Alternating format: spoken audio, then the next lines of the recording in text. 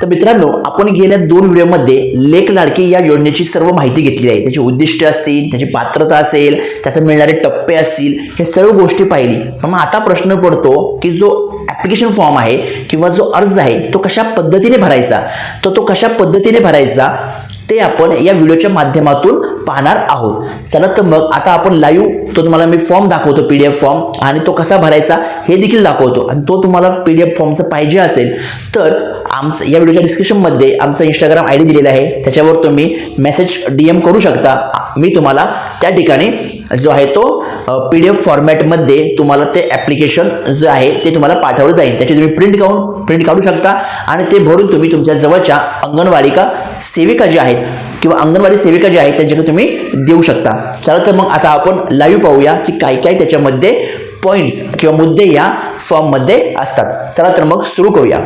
जे आहे लेक लाडकी योजनेच्या अर्जामध्ये कोणकोणते टॉपिक आहेत किंवा कोणकोणत्या गोष्टी तुम्हाला त्या ठिकाणी भरायच्या आहेत. तर हा जो आहे तो अशा प्रकारे तुम्हाला हा अर्ज या ठिकाणी दिसतो आहे की महिला व बालविकास विभाग शासन निर्णय जो काही झाला होता 30 ऑक्टोबर 2023 नुसार त्याच्यानुसार हे जो आहे तो लेक लाडकी योजना अंतर्गत नोंदणीसाठी अर्ज व हप्ता मागणी पत्र हे दोन्हीसाठी सुद्धा आहे. हप्ता मागणीसाठी सुद्धा पत्र आहे आणि नोंदणीसाठी देखील पत्र या ठिकाणी आहे.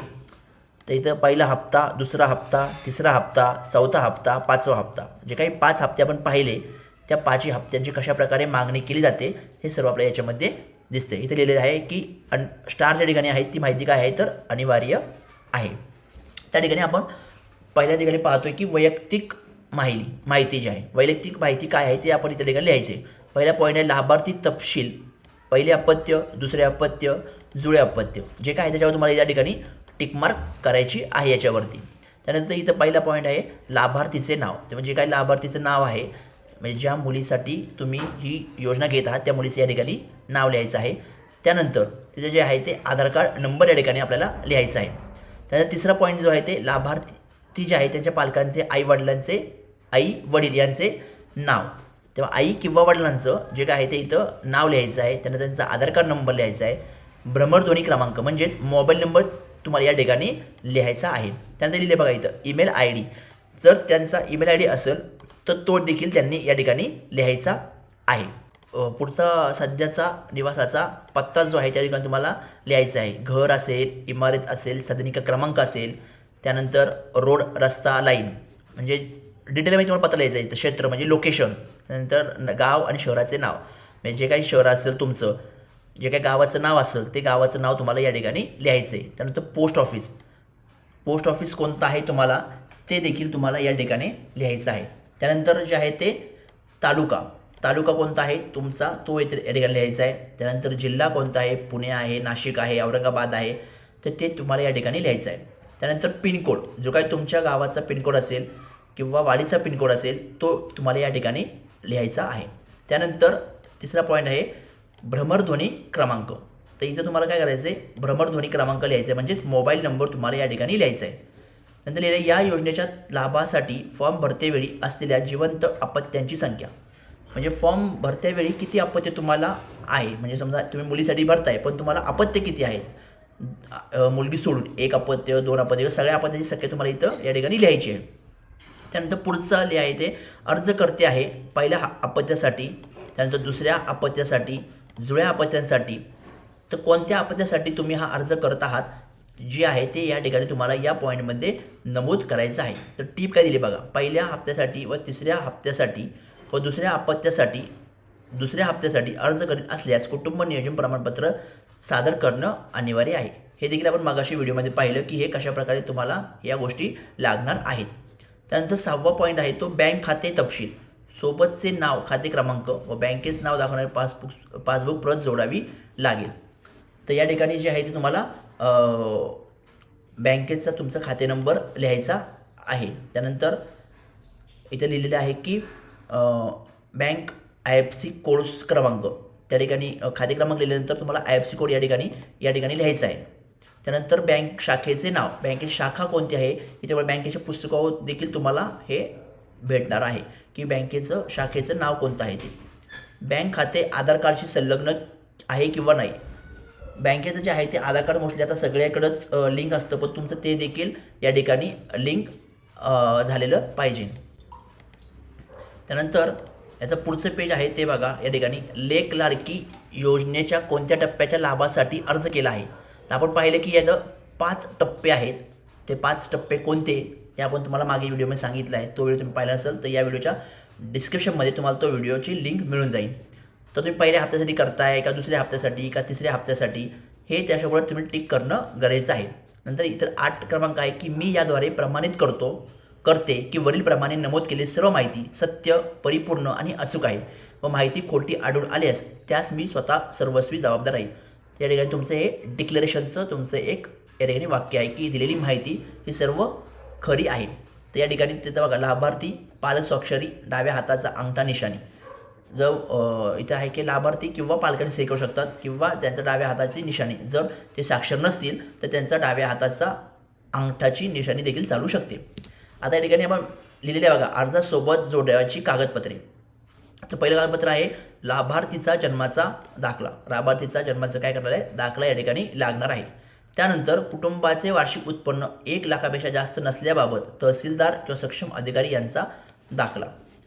याचा या ठिकाणी काय करायचं तुम्हाला की कुटुंबाचं उत्पन्न दाखला तुम्हाला या ठिकाणी जोडायचं आहे. त्यानंतर लाभार्थींचे आधार कार्डची छायांकित प्रत म्हणजे लाभार्थीचं आधार कार्डची झेरॉक्स.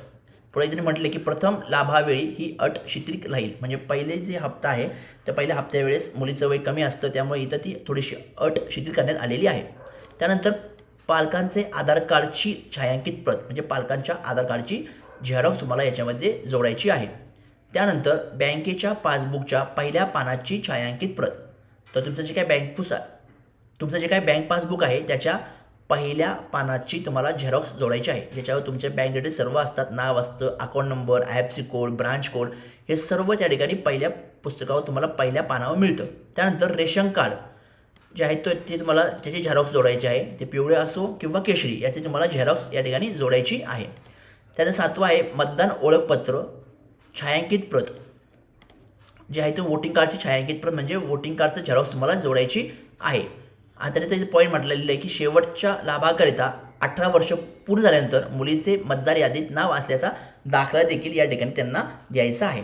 त्यानंतर 8वा पॉईंट आहे संबंधित टप्प्यावरील लाभाकरिता शिक्षण घेत असल्याचा संबंधित शाळेचा दाखला. यावेळी त्यांनी म्हटले की संबंधित शाळेचा दाखला देखील ज्या टप्प्यासाठी तुम्ही अर्ज करत आहात त्याच्या टप्प्यात शाळेचा दाखला तुम्हाला या ठिकाणी जोडायचा आहे. त्यानंतर 9वा पॉईंट आहे कुटुंब नियोजन शस्त्रक्रिया प्रमाणपत्र. हे देखील तुम्हाला जोडायचं आहे. कधी जर पहिल्या अपत्यासाठी, तिसऱ्या हप्त्यासाठी व दुसऱ्या हप्त्यासाठी जर तुम्ही अर्ज करत असल्यात तर कुटुंब नियोजन प्रमाणपत्र सादर करणे हे अनिवार्य आहे म्हणजे बंधनकारक आहे किंवा कंपल्सरी आहे. त्यानंतर 10वा पॉईंट आहे अंतिम लाभाकरिता अविवाहित असल्याचा लाभार्थीचे स्वयं घोषणापत्र. जर तुम्ही 5व्या हप्त्यासाठी जर अर्ज करत असाल तर तुम्हाला या ठिकाणी मात्र ती मुलगी जी आहे ती अविवाहित असल्याचा जो दाखला आहे तो द्यावा लागेल. त्यानंतर ही जी माहिती आहे त्याच्या पुढचं जो तिसरं जे पेज आहे ते आहे अंगणवाडी सेविका यांनी भरायची माहिती आहे. तर इथं जी माहिती भरायची आहे ते कोणत्या अंगणवाडी हे तुमचं काम नाही आहे ॲक्च्युली ते अंगणवाडीचं काम आहे. तिचं नाव भरल, तिचं मोबाईल नंबर टाकल, ही सगळी माहिती तिची भरून घेईन. त्यानंतर ती कागदाची काय करेल तपासणी करेल की तुमचं आधार कार्ड आहे का, ह्या सगळ्या गोष्टी आहे का, किंवा आईचं आधार कार्ड आहे का, लाभार्थी जन्मात दाखला आहे का, हे जे आपण डॉक्युमेंट पाहिले हे सगळे डॉक्युमेंट ती चेक करल आणि होय नाही लागू नाही हे याच्या पुढे ती काय करल टिक करल आणि मग काय करल यांनी जी आहे ती इथं तारीख वगैरे ती करून घेईल आणि तिची जी स्वाक्षरी आहे ती लिहील. नंतर जो हा 4था पेज त्याच्यामध्ये येतं की पर्यवेक्षक यांनी भरावायची माहिती. तर ती त्याच्या जी पुढच्या लेवलला जी पर्यवेक्षकला जेव्हा अर्ज सबमिट करेल ती त्यांनी भरायची जी आहे ती माहिती आहे ही आपण भरायची नाही.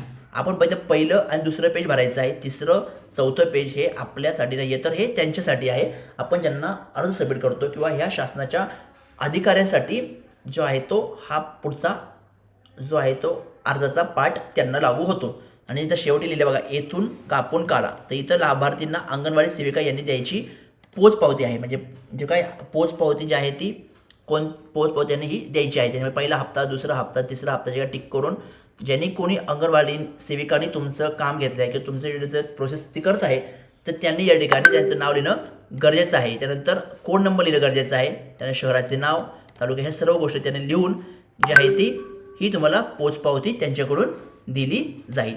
तर अशा पद्धतीने आपण पाहिलं की लेक लाडकी योजना जी आहे तिचा जो अर्ज आहे किंवा जो फॉर्म आहे अर्जाचा तो कशा पद्धतीने तुम्हाला मिळेल आणि तो कशा पद्धतीने भरायचा. अशा पद्धतीने तुम्ही जर भरला तर तुमचं जे आहे ते कोणती चूक न करता जर असा फॉर्म तुम्ही भरला तर तुम्हाला लवकरात लवकर त्या हप्त्याचे पैसे मिळतील.